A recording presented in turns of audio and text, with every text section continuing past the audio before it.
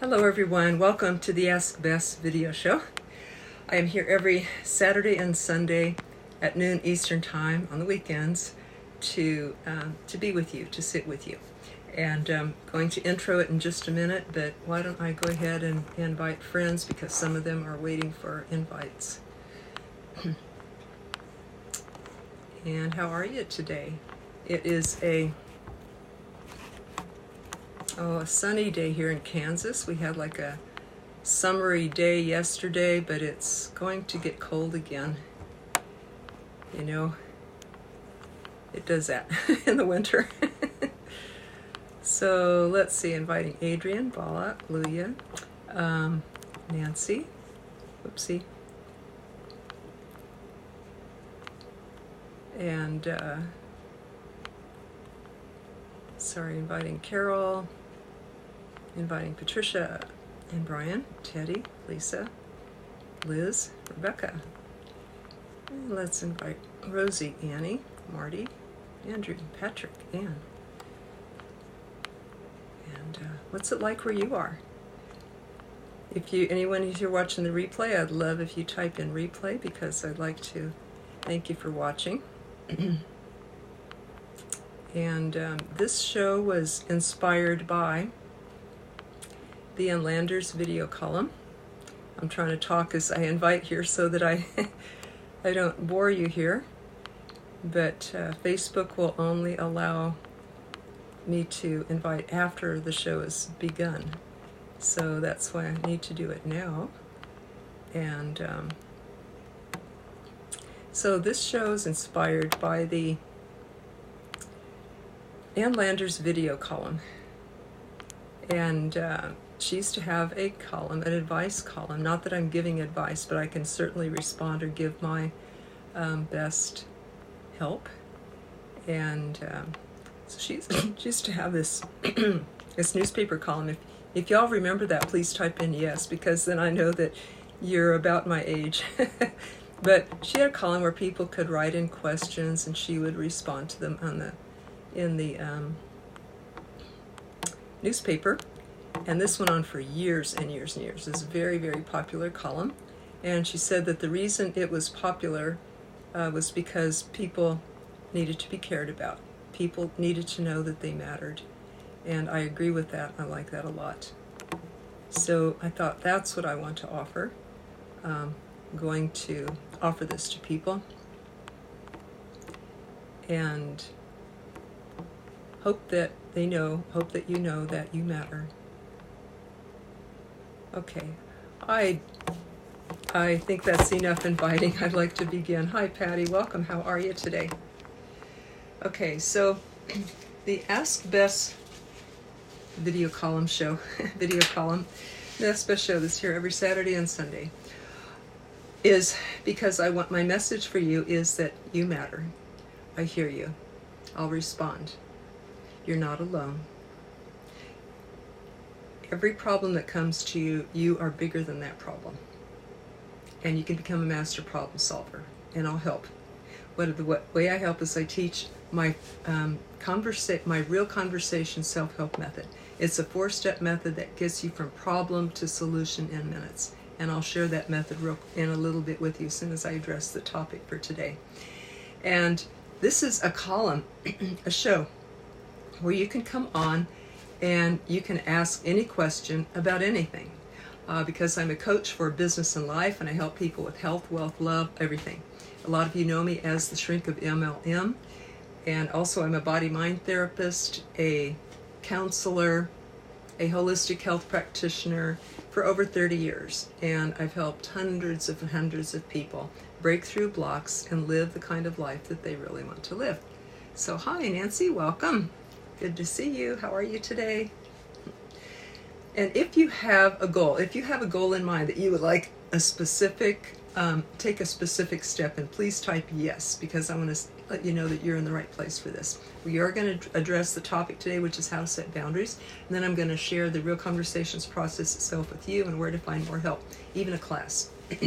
So By the way, the class is, if you want to check it out right away, that's that Real Conversations class. That's a Facebook event, so you can check that out immediately if you want to. And there's also free tools there for you as well, if you can't watch the rest of the show. Okay, so people ask me questions about their job, their careers, network marketing, families, relationships, communication, health, weight loss, spiritual purpose and fulfillment, all of those things. So I'm glad to respond. I've lived long enough to where I have something to share about that from my experience, not just from my head. And from working with hundreds and hundreds of people over 30 years with all of these things. Also, I'm a minister, a Reiki master, a Tai Chi practitioner, and a whole bunch of stuff that qualifies me for all this, besides the experience of doing the deep work myself. It's important, if you have someone to help you, assist you, counsel you, mentor you, it's important, isn't it, that they've done that work themselves ahead of you, because someone can only take you, a helper can only take you as far as they have gone and done their own work themselves. And it shows up in the people, the ones who have. So be sure that if you do counseling, coaching with somebody, be sure that you choose someone who has done this work and then can show you the way. So I would like to share with you today about a question that has come up, and that is, how do you set boundaries with somebody? There's somebody negative in your life, and you want to get them out. How do you do that in a good way that's not going to offend anybody? And how do you take care of yourself, but in a good way and without offending that person? So this can show up, and I will get to that. It's very, very simple. But I will get to that in a minute. Let's talk about the ways the things that might show up in your life that you might recognize that you need to set boundaries for. And that is when you do not feel very good around that person. In fact, your health might suffer, your attitude might suffer. Let's say that person is negative or talks negative all the time. And if you find yourself feeling negative or down after being with that person, after interacting with them, it's possible that you might need to pull back and set some boundaries with that person, either within yourself or actually to that person. So sometimes it can be like, gee, I feel down after being with that person, or gee, I'm not getting my work done. I know one lady who had a friend that likes to talk a lot every day, and she realized she was spending even more time with that friend than she was with her husband, or talking with her husband. But yet she felt sorry for her, wanted to do this, and didn't know how to say no, all of those things. But it cut into her business, her productive time. And other people too, they have, people have had a habit of stopping by their house just to talk because they always know it's comfortable there. There'll be a listening ear. And it's almost like she says, I should hang out a shingle and charge, But it kept her from doing her necessary tasks and chores too, even though she enjoyed talking with the people. So these are cases where you need to set boundaries. Other ones is if the person intrudes on you, comes unwanted, unwelcome, does not ask permission before they give advice or before they show up at your doorstep. And not always, you don't always need to ask permission to visit somebody, but is this a good time? They don't ask that. They just come over. They just assume that you're there for them.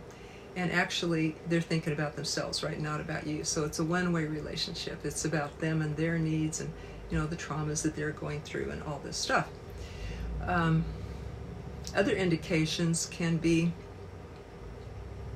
when, I'll say somebody spams, constantly sends unwanted information to you, and you say, no, I don't want that, and they just keep sending it anyway, and override your choices and boundaries.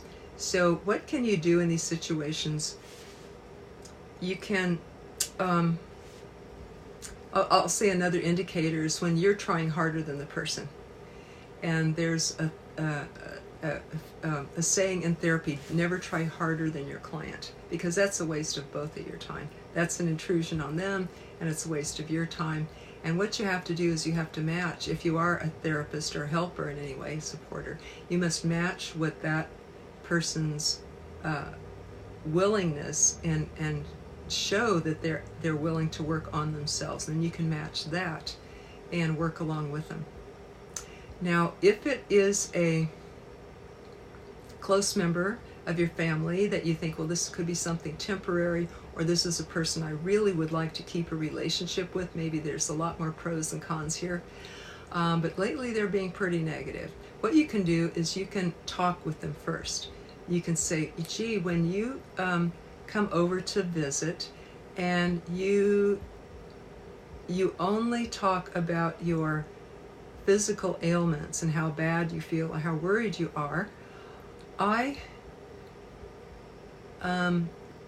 get that, okay, this is compassionate communication, 4 steps. You say the observation, the feeling, the need, and the request, similar to the steps of 4 real conversations.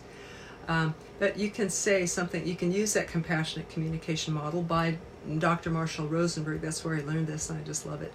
So you can work with that person and set a boundary in such a way. Gee, when you come over and you only talk about your physical ailments, I feel, let's see, what would be the word? Then you share a feeling. I feel worried, not only for you, but for our conversation and our friendship, that it doesn't go into other areas.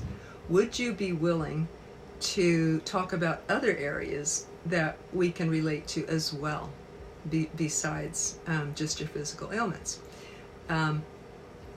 So now you've said the observation, what you feel, what you need, which is to have a balanced conversation with the person. Would you be willing to do that? And the person might say, I didn't even know I was doing that. Thank you so much. It really matters. Or they might say, I wasn't doing that, and get defensive. Or they might say, yes, I will be glad to. Would you cue me if I forget? Yes, I will. So now you've, at least at that moment, been able to salvage that relationship and improve it, and then see how it goes, if the person really is willing to do that or not. If it's in network marketing, let's say, because a lot of you know me as a network marketing coach, let's say it's something in network marketing. And let's say it's a team member, and they don't, they say that, okay, we're all going to be part of a booth. 4 of you say, okay, we're going to contribute to this booth and put money in, and share the cost of this booth, and split it 4 ways, and we're going to all show up and man the booth at that time, or take shifts or whatever. And so you reserve it, and you pay the money in the down, or you pay the money. You pay the down payment, which is not returnable, and then that one person doesn't do what they said they were going to do. They didn't contribute, and they dropped out and say, oh, I got busy, or something like that. So you can say, gee, Jane, I appreciate how circumstances can change, but when you committed to doing the booth and contributing money and time, and you did neither, we had to cover for that, and we don't think that's fair. Would you be willing to at least pay for 1/4 of the booth as you committed to do? Because we did not plan for that in our budget. Would you be willing to do that? And again, she might say yes, or no, I don't think I should, and then you'd have to accept that. If she doesn't, then of course your boundary is that you're not going to invite her to be part of the booth next time. So that's what she's lost with you. She's lost 2 things: her credibility about her word, and the ability to, be part of the next project with you all. And so, anybody here had difficulty setting boundaries? Please type yes, because then I want you to know that you're not alone, and that there can be a few solutions here. And if you know somebody who could benefit from this, I'd really love if you shared. If you tagged them here, or if you shared in another Facebook group on personal growth, that and let me know you did that, because maybe I might like to join that group. But if you want to share on another Facebook group, they could be watching live at the same time if you share it while we're in the live, or even after. So I thank you for sharing and helping other people. So let's say that these work out, and you can salvage the relationship, or the business relationship even. But let's say that it doesn't work out, and you then need to pull back from that person. If it's a personal friend, and you have said to them, do not spam me, or I cannot be friends with you, or just, please do not spam me. Please do not do this or intrude, or talk the way that you are. And I wouldn't say don't be negative, because that's a judgment call, and that person could say, hey, I wasn't negative. So rather than having a judgment, it's best to have an objective assessment and say, when you talk like you just did, I feel bothered, I feel worried. Would you be willing to do this instead? And you can also say the need in there. I feel worried because I'm not able to keep being, I would like to keep being friends with you. Would you be willing to do this instead? And so that is how to ask for a change or set a boundary. But if you've done this and let them know it bothers you, and that they still are not willing or cannot for some reason change it, then I recommend just slowly fading out from their life. Rather than say, I told you this and now I'm blocking you on Facebook, or now I've taken you out of my phone, I don't even know your number anymore. Rather than sort of say that in a revengeful way, just quietly, gradually show up less and less and less in their life until you kind of fade out and they forget about you. That's the easiest, the most, I think the kindest way is just to gradually move out of their arena of connection with that person. So that is the lady who called too much to talk with her network marketing friend. I recommended that she say, I appreciate your friendship and I really care about you and I do enjoy our talks. However, I am finding I'm not getting my work done, and I'm going to need to cut back to this from 2 hours a day, maybe to 10 minutes a day, or a few times a week. And how do you feel about this? So then she can ask the lady. You still have to do what you said, though. You have to stick by that and make sure that you follow up and that your word is good and your word is golden. So the message is that there's always a gift to learn in every single situation. If somebody challenges us like this, it might be that we need to learn to love ourselves enough to take care of ourselves and set the boundaries, and also learn how to compassionately talk with another person. That's why I like the compassionate communication, because it doesn't involve any judgment, blames, demands, or anything like that. Like, you're a rotten friend and now I can't talk with you anymore. Or you're so negative, so don't come around anymore. Those are kind of harsh things. But to say the what you observe, the feeling, the need, and the request, that is a way to do it compassionately, because it sticks with our own responsibility. When you do this, I feel this, and I need this. Would you be willing to this? So that is embracing the gift that there is to learn there, and self-responsibility. It's my job to take care of me, not anybody else's. And I can do it with compassion and love and not harshness. And just a final tip about boundaries. One time I was sitting on the floor next to a couch at this group potluck, and my friend was sitting on the couch, and she had too many pillows there, and I said, hey, she had a bunch of pillows being all right, and I was sitting on the floor, and the floor was hard, and I said, hey, can I have a pillow? She goes, oh, these were too many pillows for me anyway, and she gave me one, and she said, I'm glad you asked, because they were in my way. And she says, see, what's good for you is good for me. And I felt like that was a message, like a spiritual personal growth message that was coming through for me, to know that when I set boundaries with a person, whatever I need to do to take care of myself, gee, I'd love to help you move, but I have to work today on my network marketing business. So I'm sorry I'm not able to help. Whenever I set boundaries, then that person feels bad, but they go find another person who's even more perfect or stronger, could work longer or do better job than I could have done. So that's when I know that when I set a boundary or say no, that what's good for them is also, what's good for me is also good for them.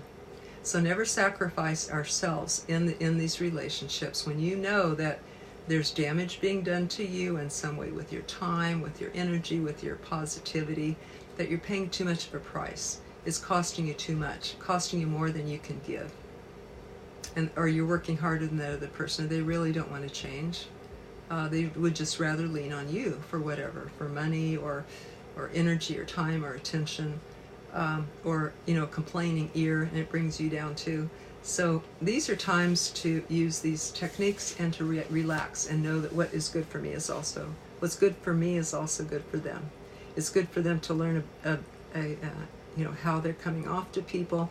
It's good for them to find other ways to vent their anger instead of on me, or even that they might realize, wow, I am negative. I think for my own health, I want to become more positive too.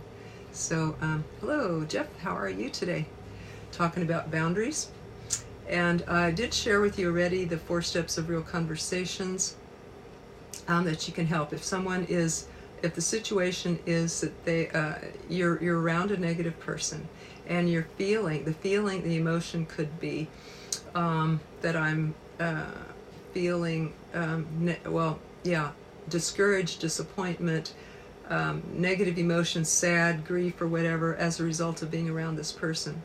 And the need would be that you need to turn things more positive.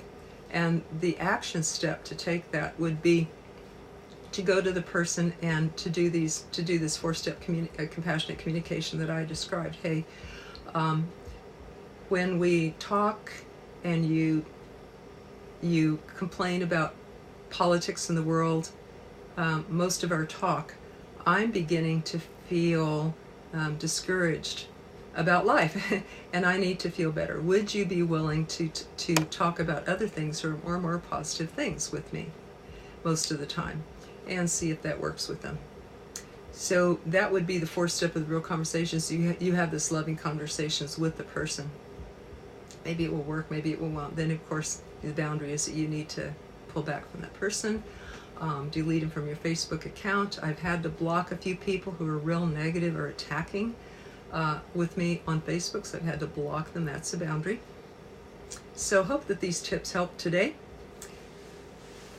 Some of you have asked for the Real Conversations tools, and I'm going to post a link. You can find that actually at the Facebook event, Real Conversations class. Real Conversations class is a Facebook event that's passed, but you can still use the link and get the free tools of a radio interview that tells you how to use this method, a 4-step chart that walks you through the 4 steps of real conversations, and email lessons sent daily for 5 days that help you journal your way through that, whatever you're going through right now. So I hope that's of benefit to you. Some people want more help than that, and so I started a class on Tuesday nights. It's a call-in phone class, not recorded for privacy. You can even use a made-up name to come on and get coached. You can bring an issue to get coached on. You can learn from other people who get on the class. And we cover the gamut of business, health, relationships, spirituality. Anything goes there, because this is about business or life. And a lot of times the life interferes with the business. So we want to take care of those and get those things out of the way. It's also a great way to improve mindset for network marketers who are afraid of being rejected, afraid I'm not good enough, afraid I don't deserve success and all this. This is a good place to come on. So you are welcome to that, and be sure and come back and join us at noon Eastern Time when Jeffrey David Gamble and I lead the MLM Lunchtime Leadership Show, where we cover the 21 Irrefutable Laws of Leadership by John Maxwell. We love him, we love teaching leadership, and this applies to everyone's life, whether network marketing, entrepreneur, or even in one's family and community. So we love to see you there. I'll post the link to the Real Conversations free tools and class. Thank you for joining. I'm here every Saturday and Sunday at noon Eastern Time for the Ask Bess show. Take care, everybody. Happy Sunday to you. Bye-bye.